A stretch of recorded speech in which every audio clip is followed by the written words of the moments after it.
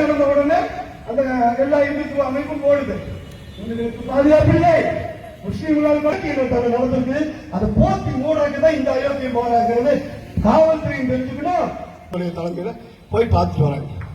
ராகுல் காந்தி வீட்டருகே போவதற்கு முடியாமல் ஆயிரக்கணக்கான காவல் பாம்பேயில் இருக்கக்கூடிய சிவப்பு வழக்கு பகுதிகளில் உற்பத்தியான நாயகா இப்பேற்பட்ட செயல்களை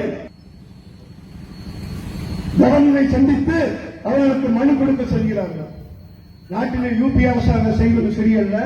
யூபி அரசாங்கத்துடைய செயல்பாடுகளை அந்த அளவுக்கு தெரியும் கவர்னர், அந்த நம்பி ஒரு பிள்ளையும் போக முடியாது. அதுதான் பிரச்சனை.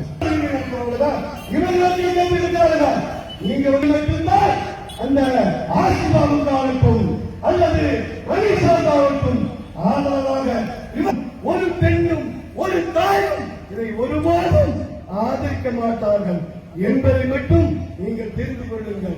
இந்த பாரதிய ஜனதா அரசாங்கம் இன்னும் நாடும் தெருவுக்கே வந்துவிட்டால் இவனுடைய ஆட்சி என்ன? இவனையே தூக்கி தொங்க விட்டுருவாங்க தூக்குல.